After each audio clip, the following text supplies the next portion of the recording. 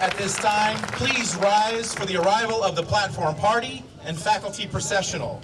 Please stay standing after the processional if you are able. Thank you.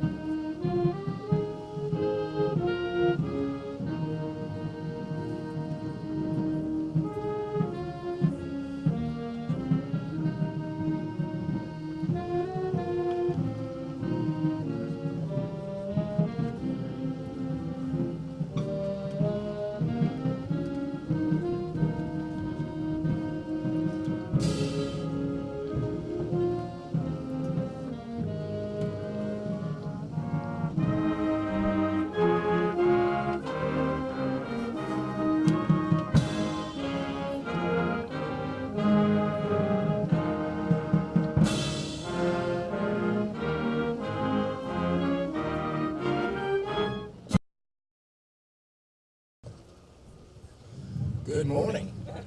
Welcome to what we've all been waiting for, the installation of our third president, Dr. Georgia L. Lorenz. I am Alex Setzer, the Vice Chair of the District Board of Trustees, and I'm an alumnus of Seminole State College, and I will be narrating the ceremony this morning. Assisting Chairman Howitt in the installation will be our former president, Dr. E. Ann McGee, and our First Lady, Jerry Weldon, who is representing Dr. Earl Weldon, our first president, and trustees Dr. Tina Calderon and Trustee Daniel O'Keefe. Would these individuals please stand? I encourage all the members in the audience to turn in your program to the page that describes the mace and chain of office. These are important elements of the installation ceremony. The presentation of the mace, chain of office, and college charter represent the formal transfer of authority from the District Board of Trustees to our new presidents. First, Dr. Lorenz and Chairman Howell, will you please move to my right?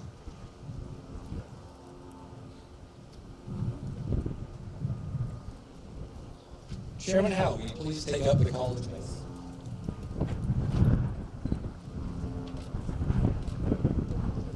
The ceremonial mace dates from the Middle Ages, when it was carried before or placed near a magistrate or other dignitary as a symbol of authority. Seminole State College's mace conveys both a classic feel and a sense of the future, which is so fitting for today's installation. Chairman Howell, will you please present the mace to Dr. Lorenz? Next, I would like to ask Dr. McGee to pick up the chain of office and pass it to Chairman Howell.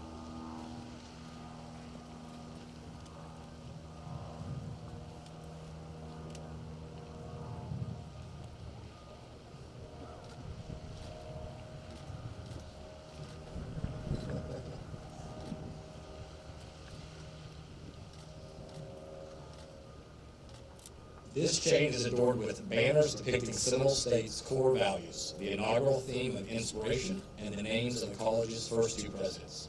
Chairman Howell will now place the chain of office around the neck of Dr. Lorenz to symbolize the formal transition of college leadership to the new presidents.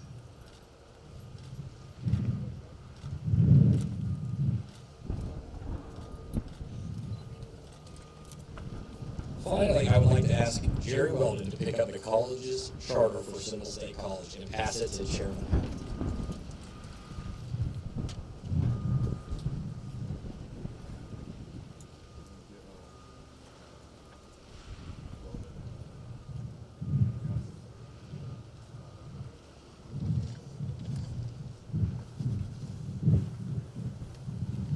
Chair Howitt, please hand the charter to Dr. Lorenz.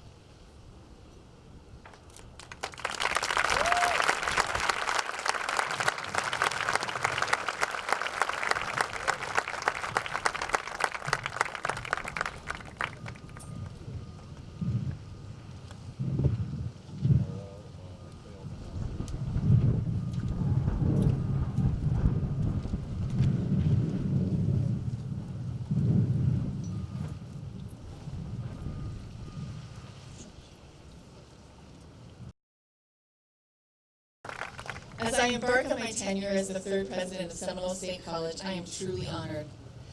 I have been afforded the chance to be part of a legacy that started 53 years ago in Citrus Grove in Central Florida. A legacy that took us from a handful of portable trailers in Sanford Lake Mary to 6 sites across Seminole County, from 750 students to almost 30,000.